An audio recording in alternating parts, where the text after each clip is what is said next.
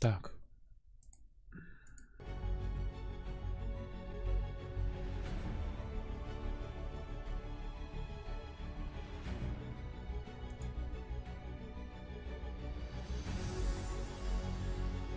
Так, скорость можно добавить?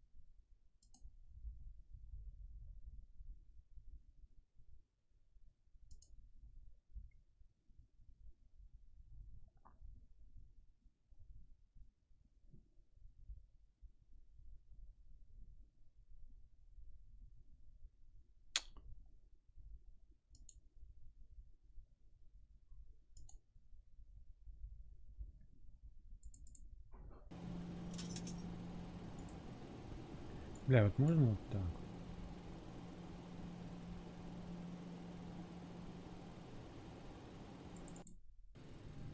Нет, вот так.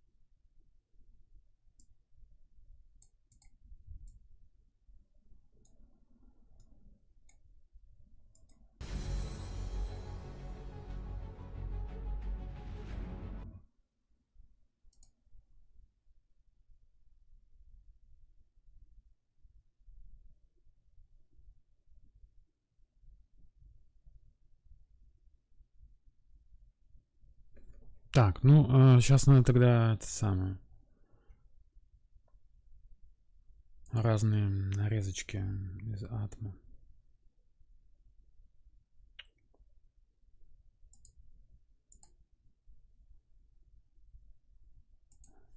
Ну, типа вторая вот часть.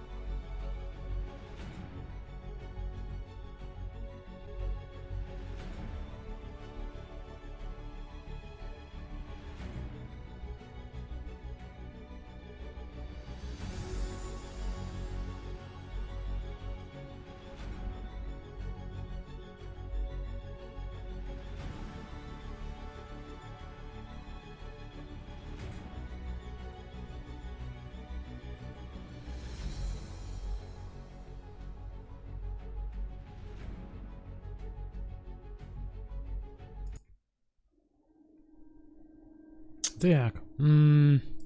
Так, ну вот эти уже мне больше не нужны, поэтому.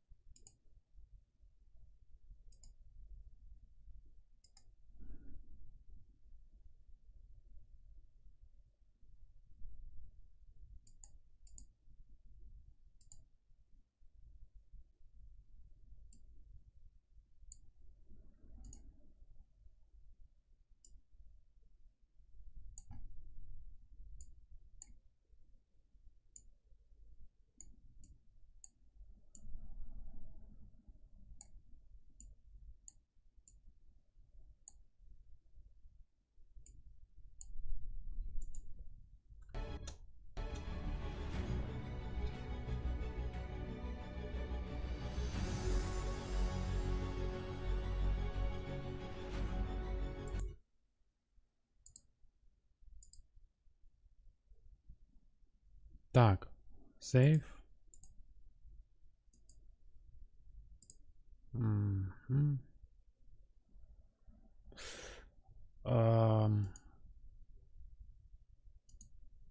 Hello, Сантьяго.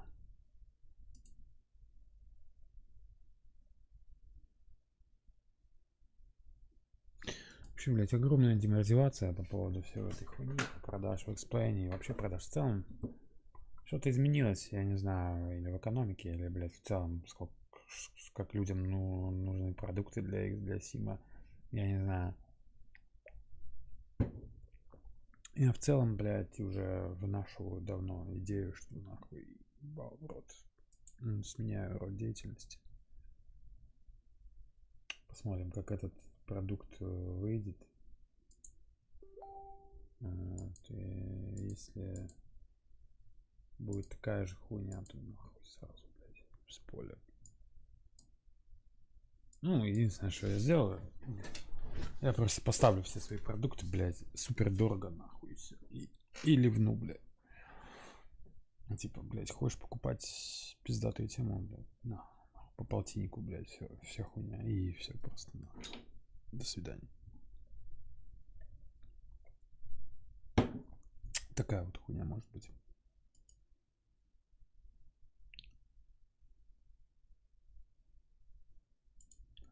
Вполне может быть. Ну, в целом я преследую свою тему, что я буду больше летать в реале и зарабатывать на этом.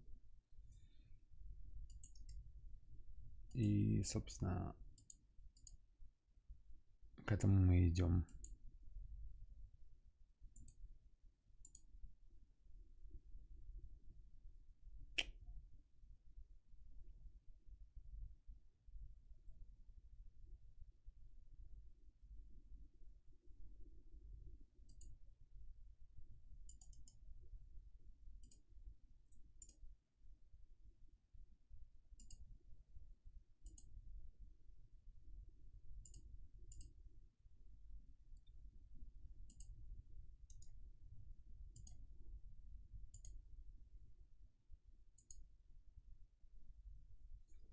Так, сейчас в Европе.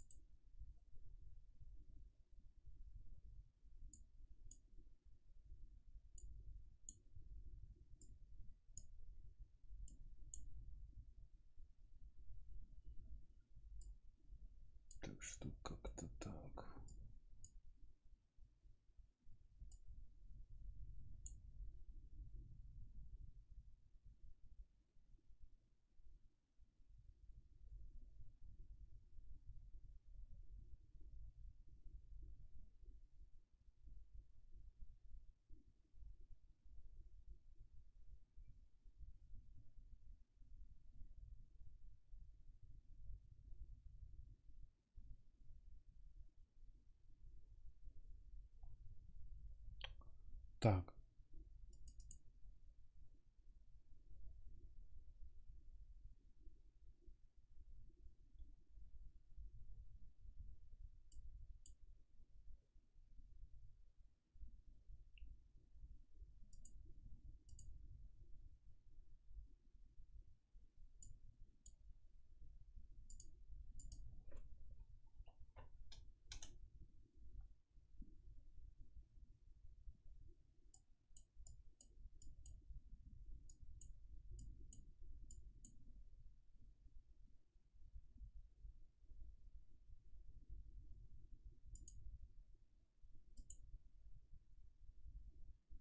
Как раз Европа.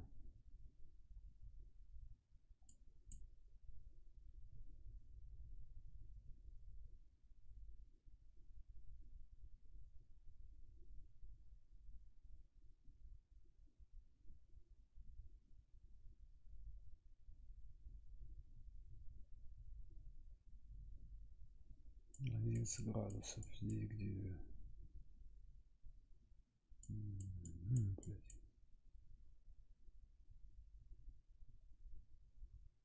Три.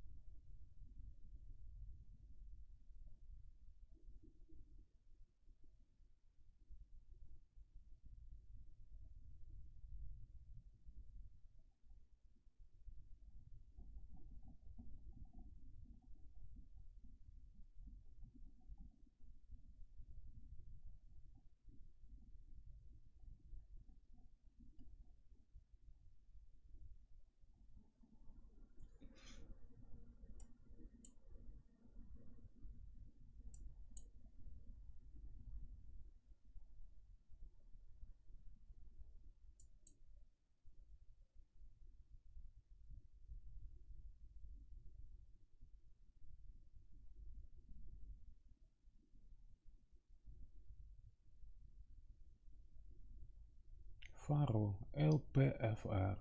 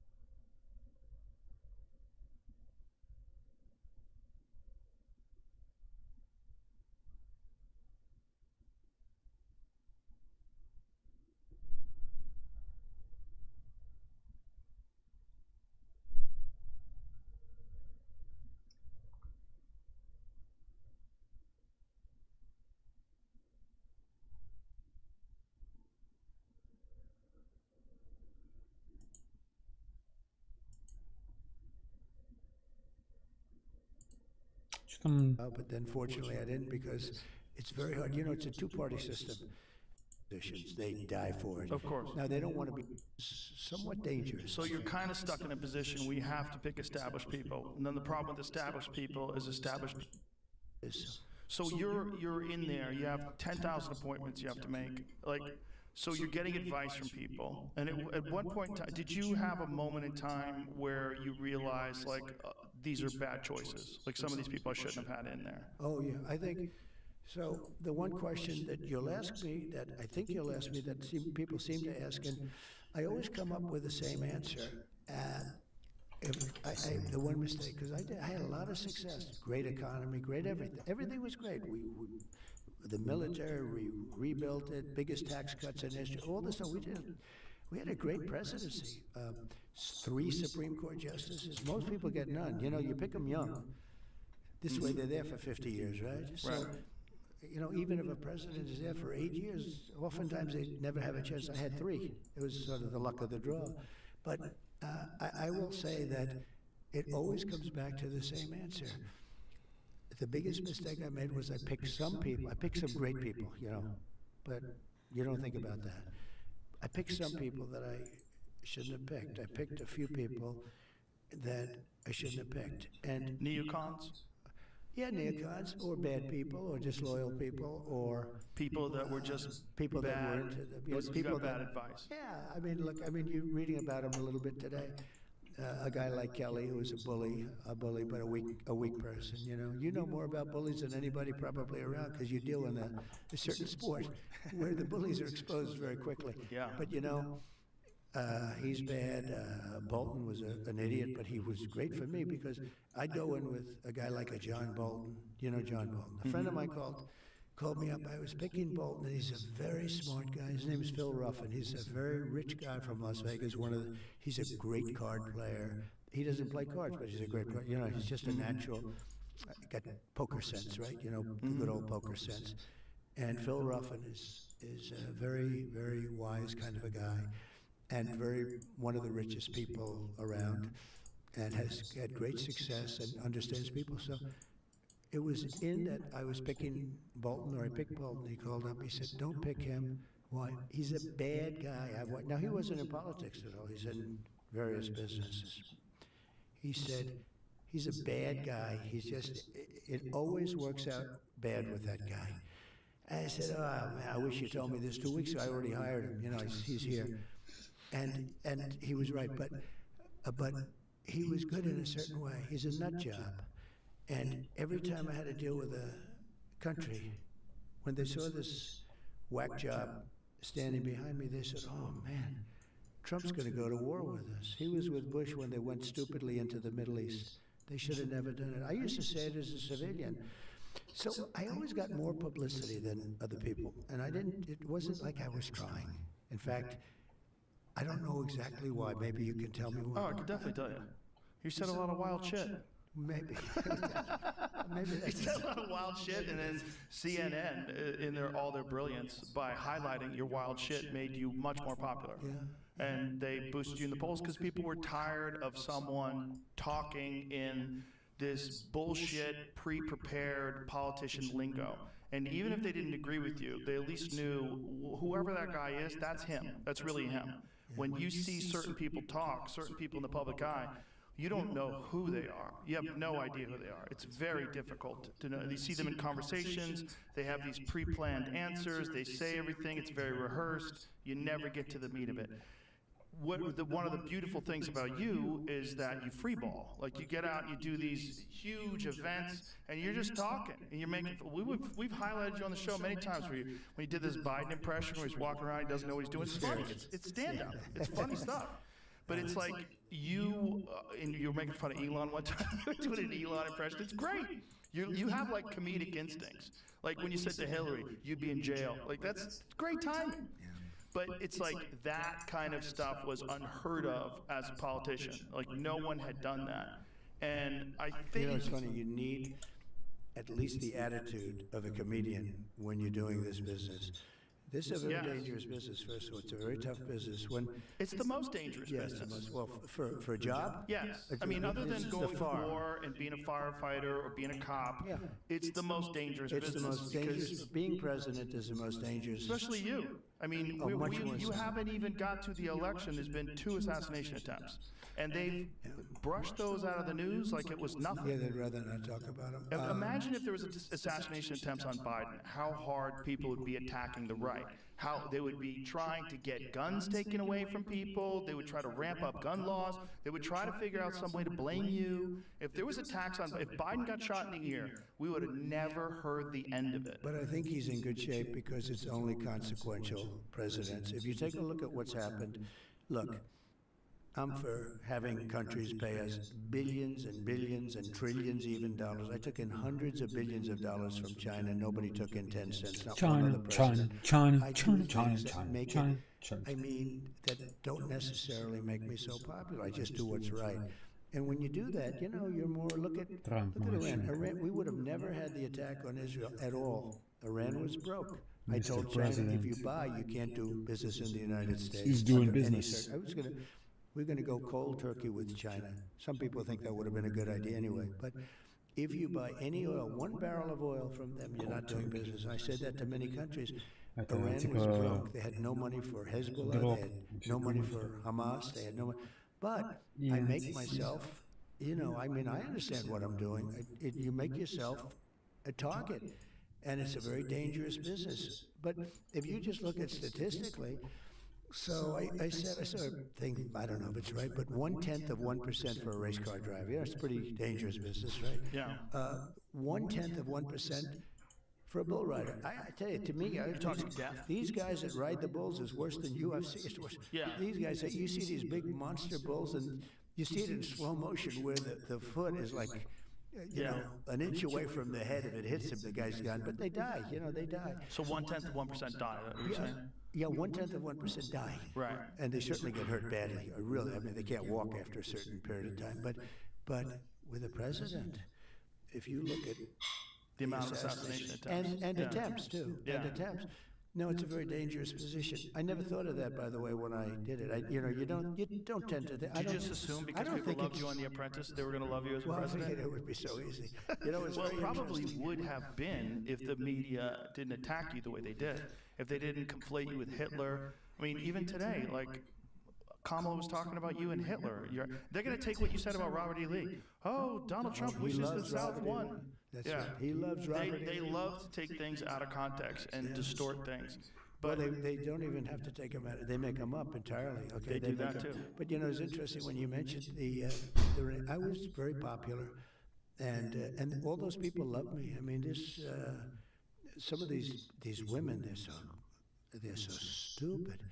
And Joy, she would every time she'd see me, I'd be in the theater or something, and she'd, you have to be on the show again. Come on, let's go. We have she to. loved you.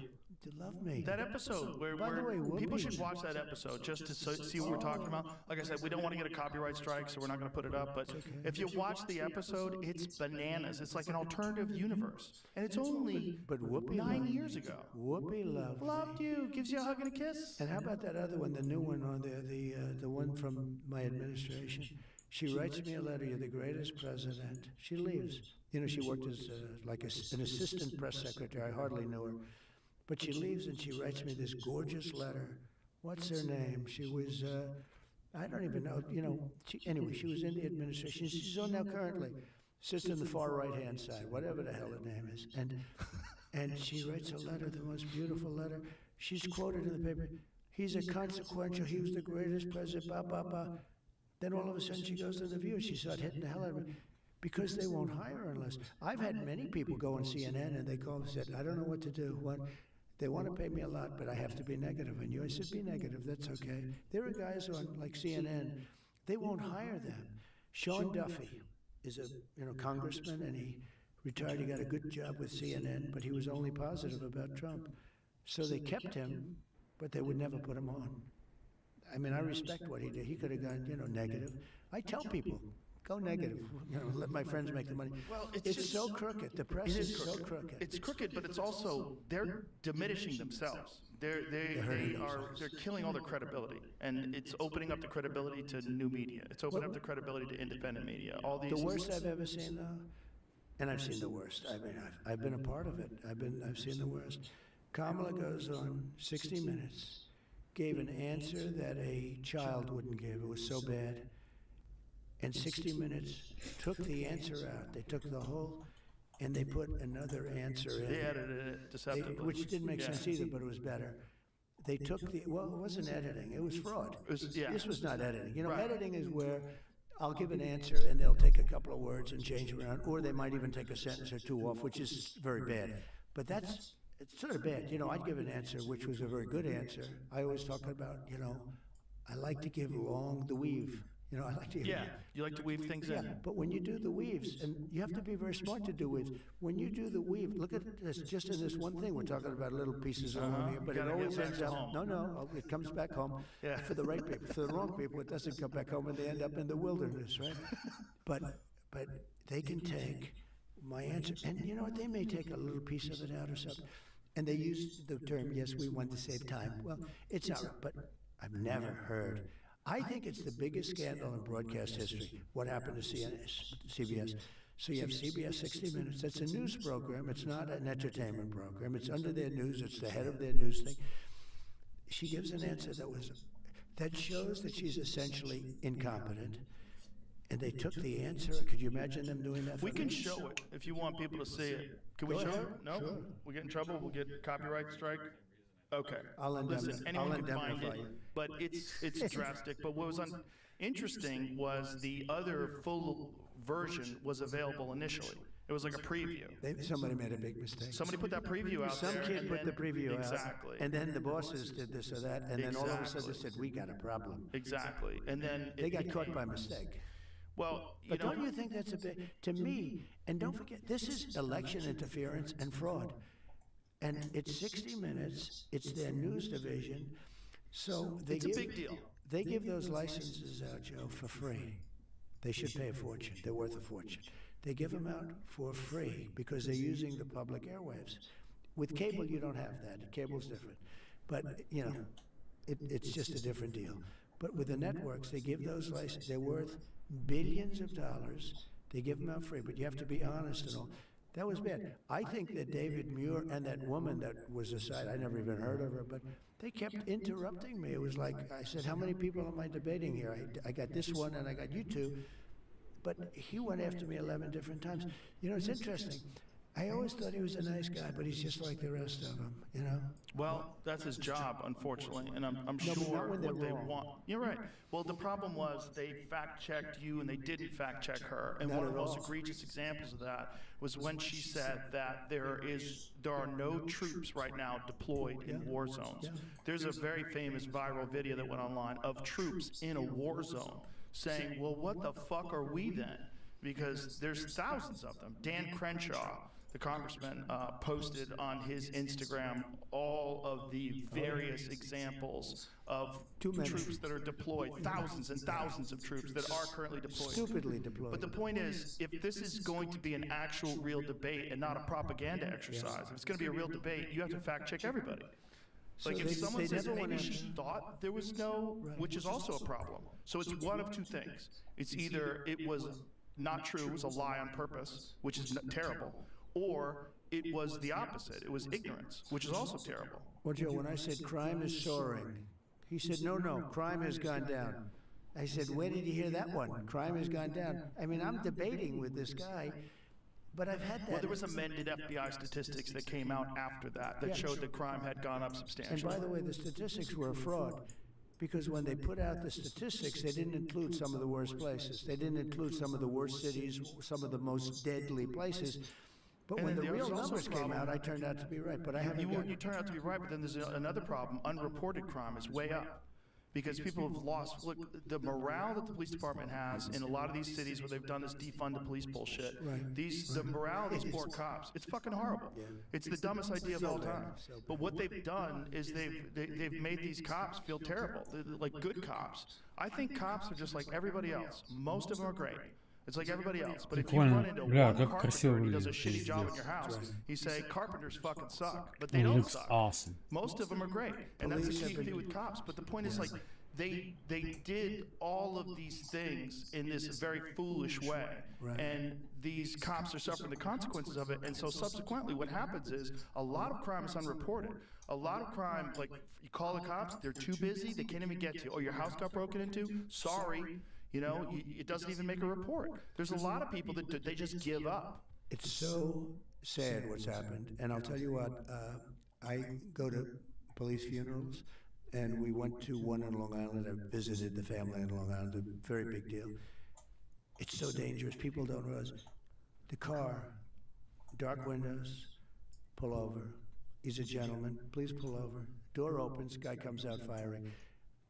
Even if they were allowed to pull out their gun, which they're not, they can't, pull Do out it in their time. Yeah. They still wouldn't have time. It's every cop's worst nightmare. They opened a door, and he was killed, and his partner was hurt. He was killed. And you don't even have an eighth of a second to think. And it is such a dangerous job.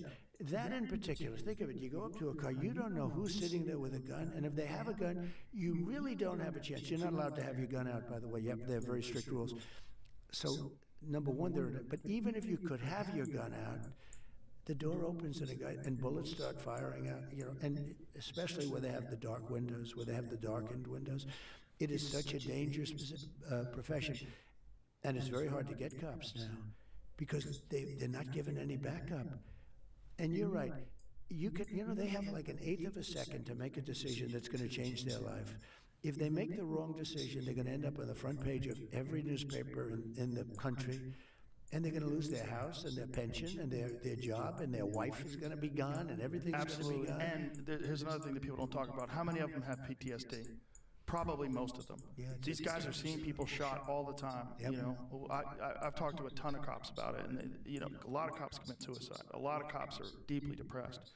But we have to give them back their Yes. dignity. We just have to give it back. You said it so good. You never hear anybody say that.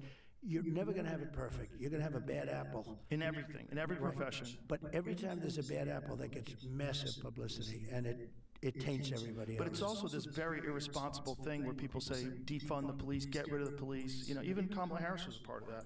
That it's a very stupid way to look at it. What you should do is fund the police. You should have better training. You should have cops that feel more appreciated. You should have something that helps mitigate this PTSD that all of them suffer through. Right.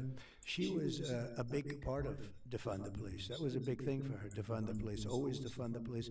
Well, it's a political idea, but right? anybody with that political thought, I don't think should be running for president, and I think people are getting wise to it. We're doing pretty well now. I don't know, maybe in a week from now, say, sorry about that, I was wrong, but we're leading everything. And I think we're going to have a very good election. But I tell people, because people are starting to get to know her. But she was defund the police. She was all these transgender operations. If you wanted a sex change and you were in detention and you demanded a sex change, they would give you a sex change. Well, the wildest one is this idea of giving free sex change to illegal immigrants. That's right. In detention. That is the wildest thing. Is that the biggest problem you have? You just walked here from Guatemala. You need to become a girl. But she was in favor of it. Yes. So think of it. She changed. She changed 15 policies. Так, In 10 fact, I'm going to send her a MAGA Блядь. cap. She stole your idea about no tax for tips. I came up with this idea that honestly nobody ever heard of. And now it took her 2 months, but you know what? All of a sudden, It caught fire. and she just put it into a little speech. Yeah, well, it became but popular. I think we still have that issue. I think that issue is a good one for us. But no, we have a lot of good issues. We had the other day. Think of how simple some of these things are. We're trying to get cars built in the United States. Detroit has been really tough. It's been a disaster.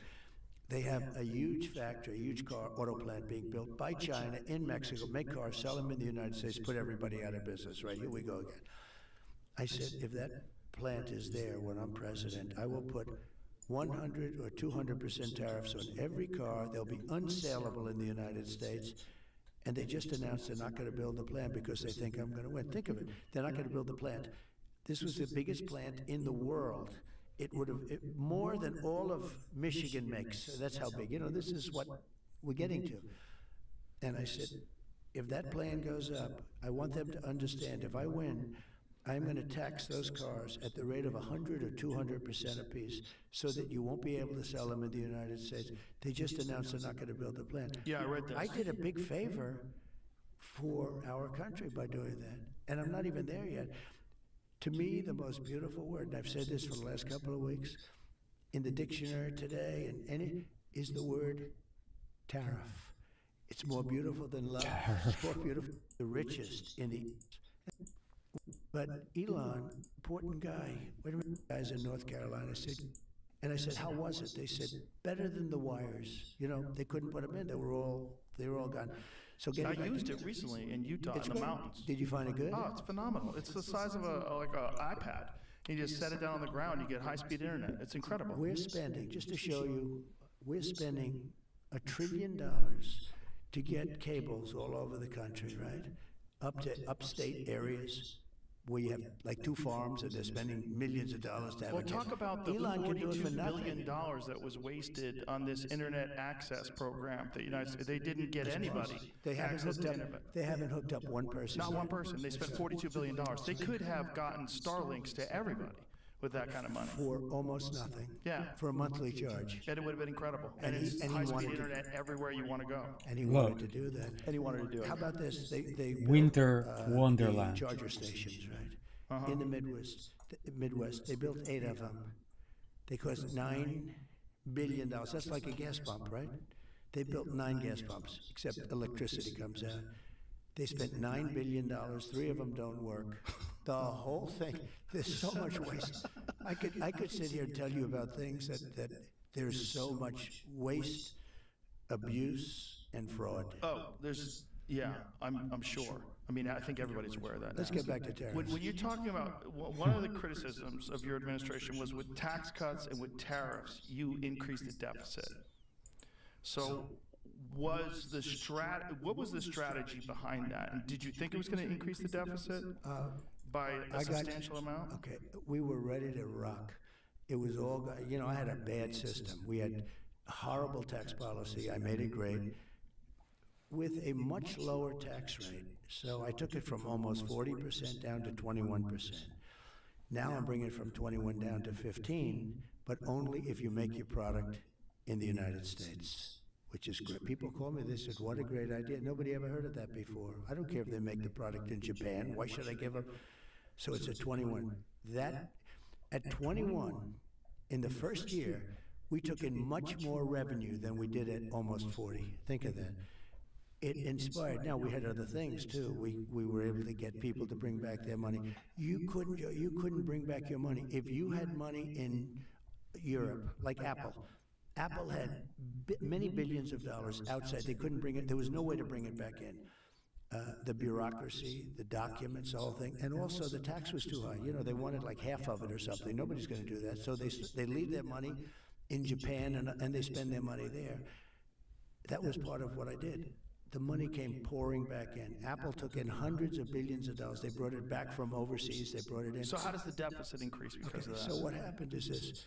We were ready to rock and roll, and then we had the COVID thing, and we had to focus on that. And if we didn't give some businesses a hand, you would have had a depression like in 1929. But we were ready to start. We would have very shortly been paying off debt. We have $35 trillion in debt. And I'll never forget it. It was talking about from, the standpoint of being in office. I'm in the Oval Office, and I have John McLaughlin and Fabrizio, the 2 very good pollsters, probably, I don't know, I would say the 2 best, who knows, but very good pollsters. And we're starting to think about running for a second term. And we had the greatest economy in history. Never has there been an economy like that. And you attribute that to lowering taxes a lot and of it. tariffs. 2 things. And also I cut regulations more than anybody else. And if I asked many of the businessmen, from the big companies, the guys running the big companies, I'd say, so you had your choice. You've had it now for a long time. What's more important to you, the tax cuts, you paid less tax, or the regulation cuts? Every one of them said the regulation cuts meant more. Who would think that, right? Because you don't equate it to dollars, but it actually is more dollars. we had it going, and then we just had to focus on something else. But they were sitting there, these two pollsters were sitting there, and they said, "Sir, if George Washington came back and Abraham Lincoln was his VP, as opposed to Waltz, how bad is he, by the way? But if Abraham Lincoln was his VP, they couldn't beat you. You have a..." And I'll never forget it. The following day, they said, "Something's happening in China, sir. Could we meet?" I said, "What's happening?" "People are dying." And it was all around the Wuhan lab, by the way.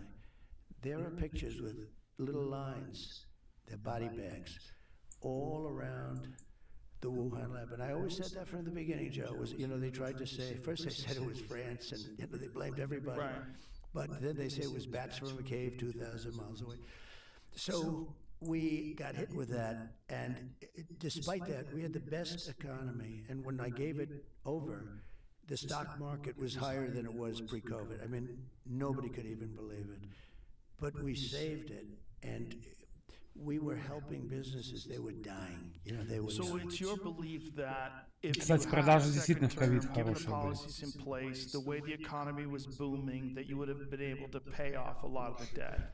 And that If was we the didn't have strategy. COVID, we would have been paying off debt, and we would have had, and don't forget, by growth, the word growth is actually more important in a way, because you could have the same debt, but if you doubled your growth, all of a sudden you're under-levered.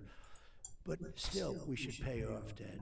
If you viewed this $35 trillion right now, it's a lot. But if you look at the asset value, if you look at it purely as an I'm asset gonna come value, back. we have oil underground, we have water, we have mountains, we have the assets are so enormous. But regardless of that, we've got 35 trillion in debt, we should pay it off. And we would have started paying off debt